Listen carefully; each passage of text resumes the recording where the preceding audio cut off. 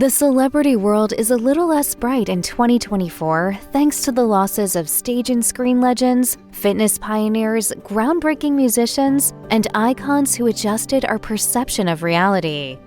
On July 13th, Shannen Doherty died at the age of 53 while surrounded by loved ones after years of battling breast cancer. The Beverly Hills 90210 and Charmed alum was initially diagnosed in 2015 and then announced in 2017 that she'd gone into remission. Alas, she was then re-diagnosed in 2019, with the disease reaching its fourth and final stage by 2020. Doherty's fighting spirit remained stronger than ever through it all, as she told People magazine in 2023, "I'm not done with living. I'm not done with loving. I'm not done with creating. I'm not done with hopefully changing things for the better." You gotta always find the positive, right? The silver lining. Doherty burst onto the scene as a 10-year-old with her debut on the Western TV show Father Murphy. As she grew older, she developed a bit of a prickly reputation and played several roles that fit the bill. Despite her many high-profile conflicts, the tributes that poured in after death made it clear just how beloved she was. Dame Maggie Smith died on September 27th at the age of 89. Her two most iconic roles came later in her career, as she earned plenty of love as Professor Minerva McGonagall in the Harry Potter series and as the regal Dowager Countess of Grantham on Downton Abbey. Born in Essex, England, Smith began acting on the stage, first performing at the Oxford Playhouse and then making her way to Broadway. She got her start on the silver screen as an uncredited party guest in the 1956 film Child in the House, and then she won her first Oscar for 1969's The Prime of Miss Jean Brodie. Smith's other unforgettable movie performances include A Room with a View and Sister Act. Her warm nature and quick wit will be remembered by so many, including King Charles, who said in a statement upon her passing, "As the curtain comes down on a national treasure, we join all those around the world in remembering with the fondest admiration and affection her many great performances."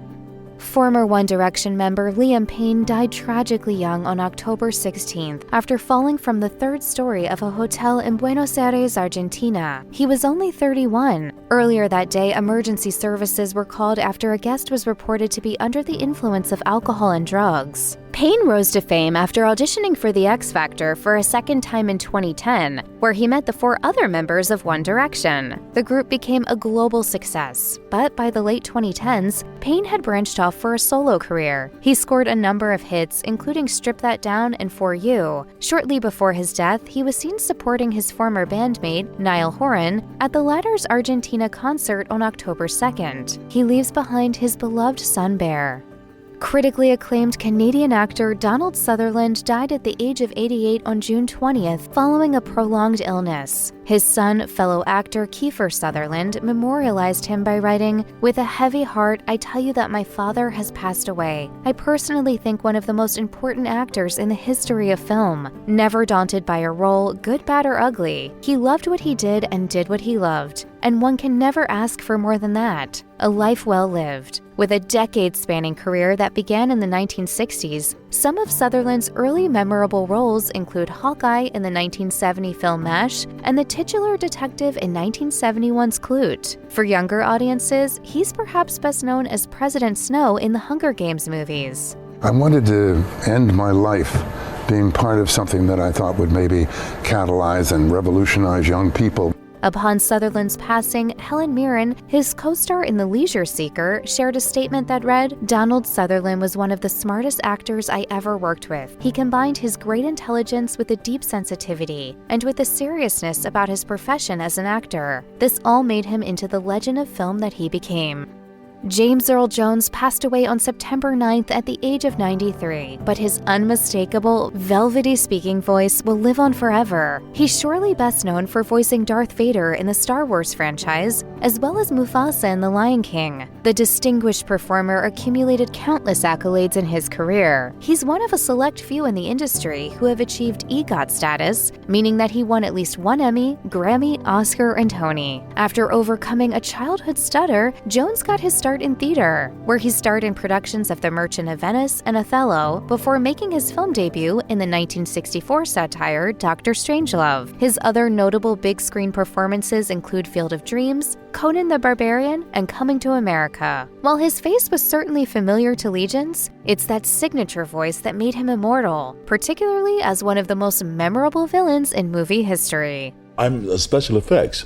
Comic actor Martin Mull died at his home on June 27th at the age of 80 after a long illness. His long and varied career included the talk show satire Fernwood Tonight, the cult classic film Clue, and his last role on the ABC sitcom Not Dead Yet in 2023. The famously mustachioed Mull was perhaps most famous to 90s kids as Principal Willard Kraft on Sabrina the Teenage Witch, or as Leon Karp on Roseanne. In addition to acting, Mull was also an accomplished musician. He played both the acoustic and electric guitars and served as the opening act for the likes of Bruce Springsteen, Billy Joel, and Frank Zappa. His daughter Maggie remembered him on Instagram by writing, "He was known for excelling in every creative discipline imaginable and also for doing Red Roofin commercials. He would find that joke funny. He was never not funny." It's just some idiot with balloons. Oh, is it? A few years after being diagnosed with stomach cancer, country superstar Toby Keith died at the age of 62 on February 5th while surrounded by his family. He was survived by his wife Trisha, 2 daughters, 1 son, and 4 grandchildren. Before Keith became a multi-millionaire musical icon, he worked in Oklahoma oil fields and played on a semi-professional football team to make ends meet. After landing a record deal with Mercury Records, his first smash hit, Should Have Been a Cowboy, propelled him to stardom in 1993. He went on to release a string of other successful tracks like Beer for My Horses, courtesy of the Red, White, and Blue, and I Love This Bar. Keith remained a devoted performer until the very end, as he performed a weekend of sold-out shows at Park MGM in Las Vegas weeks before he died. His final Instagram post featured him raising his guitar over his head toward the crowd with the caption, "And that's a wrap on the weekend, y'all. Back to it." You're busy, Toby. Yeah. You don't stop, do you? The shining star Shelley Duvall passed away on July 11th at the age of 75. Her partner, Dan Gilroy, told The Hollywood Reporter, "My dear, sweet, wonderful life partner and friend left us. Too much suffering lately. Now she's free. Fly away, beautiful Shelley." Duvall's diabetes had worsened in the months leading up to her death, and she'd been placed under hospice care. In addition to The Shining, her memorable big-screen roles included Popeye, Nashville, and Thieves Like Us, all 3 of which were directed by her frequent collaborator, Robert Altman. She also made her mark on TV with Emmy nominations for Shelley Duvall's Bedtime Stories and Shelley Duvall's Tall Tales and Legends. Duvall retreated from the spotlight in 2002 as her brother's spinal cancer diagnosis prompted her to take a long break from Hollywood to focus on her family instead. Comedian Bob Newhart died on July 18th at the age of 94 of natural causes. He initially worked as an accountant before he dedicated his career to making people laugh. His 1960 live comedy album, The Button-Down Mind of Bob Newhart, stayed at the top of the Billboard 200 chart for 14 weeks, and even won Album of the Year at the Grammys. Newhart's comedic talent translated to movies and TV, particularly on The Bob Newhart Show, which ran on CBS from 1972 to 1978. Beginning in 1982, he starred on another CBS sitcom simply titled Newhart, which ran for 8 seasons through 1990. His most beloved big-screen role is surely Papa Elf in the modern Christmas classic Elf. Newhart didn't slow down as he got older, as he gained a legion of new fans thanks to his guest appearances on The Big Bang Theory as Professor Proton, a role that earned him his first and only Primetime Emmy win. Will Wheaton will rue the day he ever met me.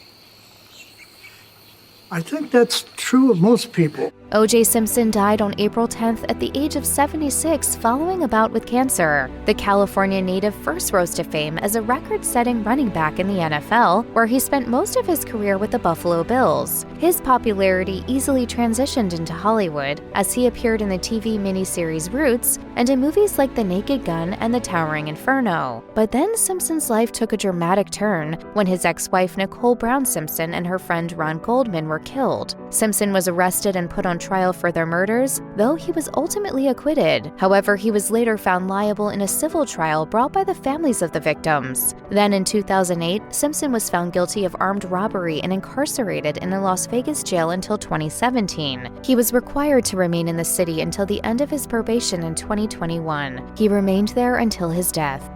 An acclaimed actor and country music legend, Kris Kristofferson, passed away on September 28th at the age of 88, while surrounded by family at his home in Maui, Hawaii. The singer-songwriter pioneered the outlaw country music movement alongside the likes of Waylon Jennings and Willie Nelson. Before fame, Kristofferson was a Rhodes Scholar at Oxford's Merton College. After a stint in the United States Army, he retired his uniform in 1965 and moved to Nashville to pursue a music career. It was a good call, as he went on to write songs like Help Me Make It Through the Night and Me and Bobby McGee, the latter of which Janis Joplin took to the top of the charts in 1971. As for Kristofferson's acting career, his varied movie credits included the likes of Heaven's Gate, Blade, and the 1976 version of A Star is Born, the latter of which won him a Golden Globe. After a decades-long career, Kristofferson announced his retirement in January 2021. He'd reportedly been suffering from the side effects of Lyme disease since 2016, as well as debilitating memory loss. After his passing, his family wrote on his Instagram, "We're all so blessed for our time with him. Thank you for loving him all these many years. And when you see a rainbow, know he's smiling down at us all." Iconic fitness instructor Richard Simmons died at the age of 76 on July 13th. A few months before his passing, he took to Facebook to announce that he'd been diagnosed with skin cancer. While he'd been plagued with health issues throughout his life, he still managed to make the world a brighter place with his lively personality. The workout icon will be remembered as the man who made fitness fun and more approachable to millions, with his instructional videos like Sweatin' to the Oldies. Look, I'm happy, I'm perky. Yeah. I'm here to see you and I love you. Yeah. During his adolescent years, Simmons struggled with his own weight due to a lack of stress on his physical education. As he explained on NPR's Tell Me More in 2008, "I was a very unhappy, bewildered teenager who couldn't figure out what I wanted in life and why I had such a strong relationship with food." After losing some weight, Simmons moved to Los Angeles, but he was disappointed to find that there weren't any fitness centers that acted as a safe space for people who didn't fit society's ideal body type. So he then crafted an exercise plan that was well suited to a diverse group of people and started his own studio. Veteran actor Gena Rowlands died at the age of 94 on August 14th. The Wisconsin-born star was a two-time Best Actress Oscar nominee for 1974's A Woman Under the Influence and 1980's Gloria. In 2015, the Academy presented her with an honorary Oscar for her body of work. Rowlands was also famous for almost always having a pair of sunglasses propped on top of her head. In addition to her big screen work, she also made her mark on TV, with 3 Primetime Emmy Awards for the TV movies The Betty Ford Story, Face of a Stranger, and Hysterical Blindness. One of Rowlands' most well-known roles came later in her career as she played the older version of Allie in 2004's The Notebook, which was directed by her son, Nick Cassavetes. Her character suffered from dementia, which Rowlands would eventually live with herself. Months before her death, Cassavetes shared his mother's Alzheimer's diagnosis with Entertainment Weekly, while also noting, "It's so crazy. We lived it, she acted it, and now it's on us." After a groundbreaking, decades-long career on stage and screen, Chita Rivera died at the age of 91 on January 30th. Born in 1933, Rivera began studying dance, voice, and piano while growing up in Washington, D.C. After receiving a scholarship to the School of American Ballet in New York City, she continued her training and began landing bigger and bigger roles in Broadway productions. By 1957, she'd cemented her place as a star thanks to her fiery portrayal of Anita in West Side Story. Her other notable stage roles include Velma Kelly in Chicago and Rosie in Bye Bye Birdie. In 2009, Rivera received the Presidential Medal of Freedom from President Barack Obama. Her other career accolades include several Tony, Drama Desk, Drama League, and Theater World Awards. She continued performing well into her 80s, telling Broadway Direct in 2015 that she has no plans to retire. As she put it, "Gosh, no, that's up to God. But in the meantime, life is fabulous. And I'm lucky enough to have lived a long time while surrounded by the greatest creative people. I have too much to dance and sing about yet, and too many people to entertain." If you got what I gave, then you know it. Celebrated actor Dabney Coleman died on May 16th of cardiac arrest and heart failure at the age of 92. His daughter Quincy told The Hollywood Reporter, "My father crafted his time here on Earth with a curious mind, a generous heart, and a soul on fire with passion, desire, and humor that tickled the funny bone of humanity. As he lived, he moved through his final act of life with elegance, excellence, and mastery. His spirit will shine through his work, his loved ones, and his legacy." Coleman was best known for playing arrogant and ill-tempered characters in films like 9 to 5, War Games, and Cloak and Dagger. He also starred on several TV shows, including the part of John Dutton Jr. on the Western TV show Yellowstone, which was his final role. Before his showbiz career began, he was drafted into the Army in 1953 and served in the Special Services Division in West Germany for 2 years. He was also an avid tennis player, competing in tournaments worldwide. Dr. Ruth Westheimer passed away on July 12th at the age of 96. She became a beloved public figure in the 1980s while hosting a sexual wellness segment on WYNY radio. Her honest answers to listeners' questions and willingness to talk about sex openly resonated with millions. Her 15-minute segment quickly expanded into a 2-hour syndicated radio show, and then in 1984, she expanded her reach even further with her own TV talk show. While Westheimer appeared happy-go-lucky at the height of her fame, her early years were full of struggles. She was born in Germany to Orthodox Jewish parents who were killed in the Holocaust, while she was sent away to an orphanage in Switzerland at the age of 10. That early trauma helped shape her perspective on life. As she told The Guardian in 2012, "I was left with the feeling that because I was not killed by the Nazis, because I survived, I had an obligation to make a dent in the world. What I didn't know was that that dent would end up being me talking about sex from morning to night." I have an obligation to live large and make a dent in this world. Tony Award-winning actor Glynis Johns died on January 4th at the age of 100 from natural causes. Her film and TV career stretched across more than 50 years, although she's probably most famous as the suffragist Mrs. Banks in Mary Poppins. On the stage, she performed in her first role when she was just 12. In 1973, she won a Tony for A Little Night Music. While Johns' ancestors were also actors for generations, she actually had ambitions to become a scientist. Alas, those plans were upended by World War II, so she decided to put all her energy into acting. Even if it wasn't her first career choice, it clearly worked out for her. As she explained to the New York Times in 1973, "Acting is my highest form of intelligence, the time when I use the best part of my brain." Actor Barbara Rush died on March 31st at the age of 97. Her daughter, TV journalist Claudia Cowan, wrote on Instagram, "There's another star shining on us tonight. My beautiful mother was called to heaven on Easter of all days, a nod to the transition and resilience and joy we celebrate on this happy holiday. And I know she will stay alive in our hearts through cherished memories and movie reruns." Rush's long career in Hollywood started off swimmingly with the Golden Globe for Most Promising Newcomer for the 1954 sci-fi horror film It Came from Outer Space. She went on to share the silver screen with an impressive list of leading men, including Paul Newman, Tony Curtis, and Rock Hudson. Rush transitioned to TV in the 1960s as one of the stars of the primetime soap opera Peyton Place. In the 1980s, her main gig was another primetime soap, Flamingo Road, and then in the 90s, she starred on the daytime soap All My Children. Her last TV role was the recurring part of Ruth Camden on Seventh Heaven.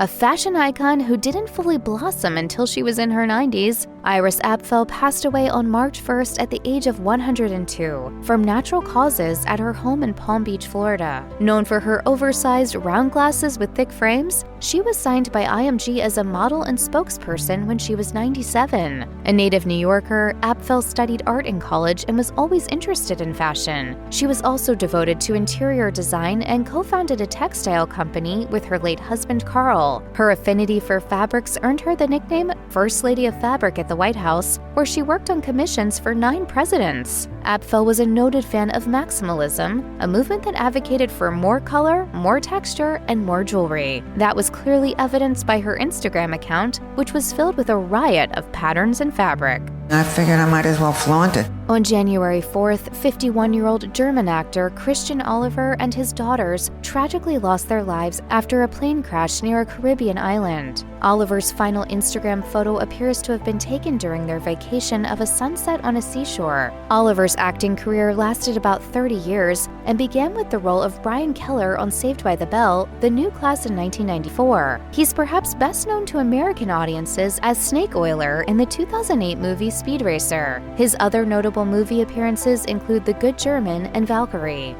After a successful entertainment career that spanned nearly 80 years, longtime Days of Our Lives star Bill Hayes died on January 12th at the age of 98. His performance as Doug Williams was one of the longest running on a daytime serial in TV history, as he played the character off and on from 1970 to 2024. Prior to his TV career, Hayes fought in World War II as a fighter pilot in the U.S. Navy Air Corps. After the war ended, he returned to his native Illinois and pursued a degree in music and English. He would later become a commercially successful singer, performing on variety shows and releasing pop singles before an unexpected role as a chorus member in Carousel piqued his interest in acting. Hayes would go on to appear in multiple TV shows, feature films, and Broadway productions. Hayes had 5 children with his first wife, Mary Hobbs, to whom he was married from 1947 to 1969. His second wife was his Days co-star, Susan Seaforth, whom he would later marry on the show as well. Hayes told Soap Opera Digest in 2018 that 2 years after their intimate living room wedding, our characters used exactly the same words that we used in our living room. It's time. Time to say goodbye. Model turned soap opera star Alec Musser died by suicide at his Del Mar, California home on January 12th at the age of 50. In several since-deleted Instagram posts, his fiancée Paige Press wrote, "I will never stop loving you. My heart is broken. You were the best fiancée I could have ever asked for." Musser was recruited by an agent to model for a 2002 Abercrombie & Fitch campaign while working odd jobs in Southern California. 3 years later, he landed a role on All My Children after winning the reality TV contest I Want to Be a Soap Star. After appearing on 43 episodes over the course of 2 years, Musser had minor roles in the Adam Sandler comedy Grown Ups and the primetime soap opera Desperate Housewives. Sandler wrote a touching tribute to Musser on Instagram that read, "I loved this guy, cannot believe he is gone. Such a wonderful, funny, good man." Soap opera star David Gail died at the age of 58 on January 16th from complications related to heart failure after being on life support for several days. His family released a statement that read, "He possessed a unique quality that made everyone feel special in his presence." Gail appeared in several movies and TV shows in the 1990s before getting his big break as Dr. Joe Scanlon on Port Charles. He also played a minor role on Beverly Hills 90210 as Brenda Walsh's fiancé. Gail's sister Katie shared the news of his passing on Instagram as she wrote, "There's barely been even a day in my life when you were not with me by my side. Always my wingman, always my best friend, ready to face anything and anyone with me." The youngest son of Martin Luther King Jr. and Coretta Scott King, Dexter Scott King died in his Malibu, California home at the age of 62 on January 22nd from prostate cancer. In a statement released by the King Center, his wife Leah Weber King wrote, "Dexter transitioned peacefully in his sleep at home with me in Malibu. He gave it everything and battled this terrible disease until the end. As with all the challenges in his life, he faced this hurdle with bravery and might." I am so thankful to have loved and to have been loved by Dexter Scott King. Dexter continued his father's legacy of nonviolent civil activism as the chairman, president, and chief executive officer of the King Center. He was dedicated to learning intellectual property law in order to best manage the licensing and distribution of his father's life work. He also dabbled in acting, including playing his own father in the 2002 TV movie The Rosa Parks Story. In Memoriam, Amalia Nobbs, Thomas Kingston, Garrison Brown.